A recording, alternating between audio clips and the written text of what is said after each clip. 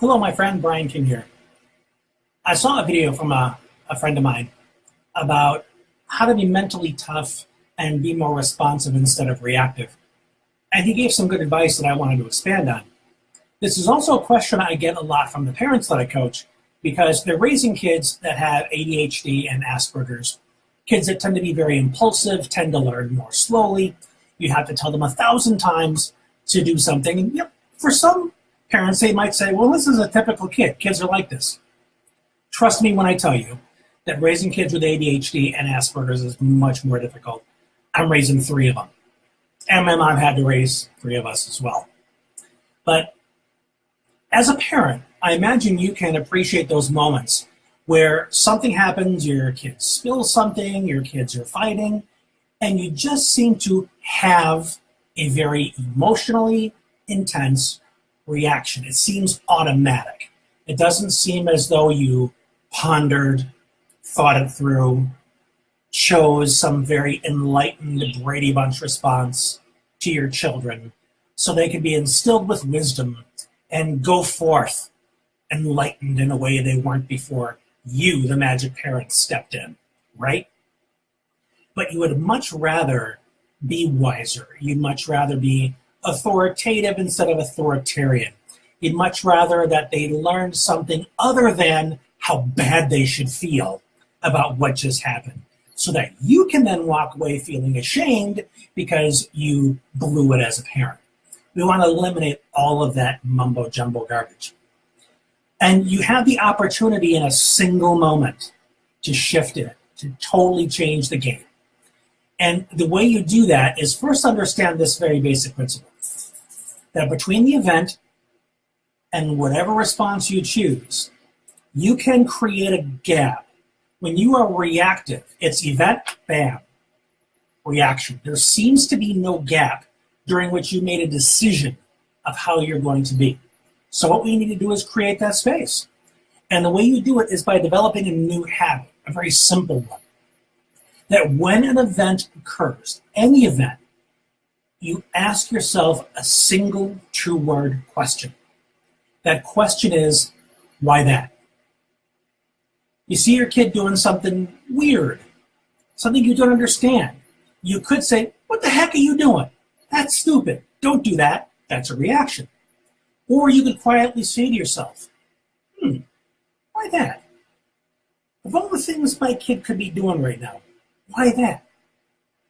By approaching it with curiosity, that comes from a place of calm, and in some cases, maybe even enthusiasm, if what you're seeing is cool, if it interests you in some way.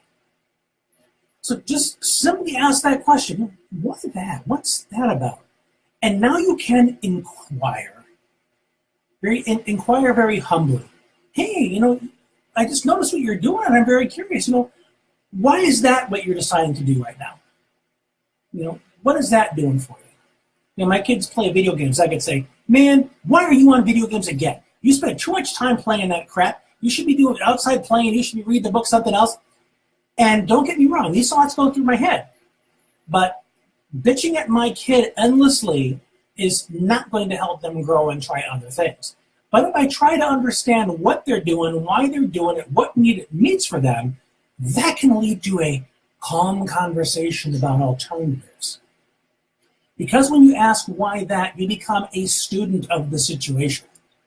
You can learn something about why maybe it's important, how to transition it, as opposed to just declaring judgments.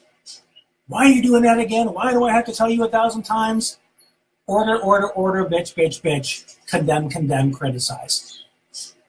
That's what a reaction does.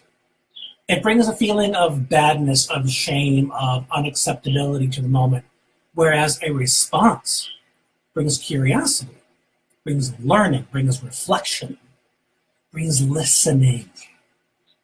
Listening will get you a heck of a lot farther than condemnation ever will. And simply because you're changing your approach.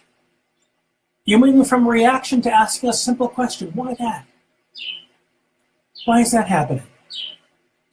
Let's say your spouse comes home after a very hard day at work and they're talking about everything that went wrong that day. You could jump into solution focus mode and start telling them all the ways they shouldn't feel like that, all the ways they could feel better, all the ways they're blowing out of proportion or should blow it off entirely. That's not helpful, not to somebody that wants to be heard. But if you ask yourself, why that? Why is that upsetting you, my dear? Why is that something that's important to you that got your attention? You can only answer those questions by listening, by understanding. It's all about the quality of the questions you ask yourself. If you ask yourself, why do I have to tell you 1,000 times? Why are you involved in something so dumb and so pointless? This doesn't help anybody. It doesn't help you. It doesn't help your connection with your child or your significant other. All it does is drive a wedge of bitterness, impatience, whatever it is.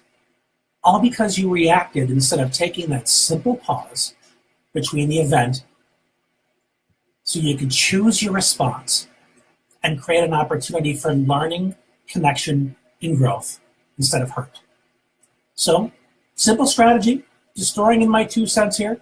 Hopefully this was useful for you. If so, leave me a comment, let me know. And by all means, share it with somebody that can benefit from it. I'm sure you know other parents who can really benefit from an opportunity to be less reactive and more responsive. So share away. Thank you so much for watching. I honor your time and your attention. This has been Brian, and we'll talk again soon.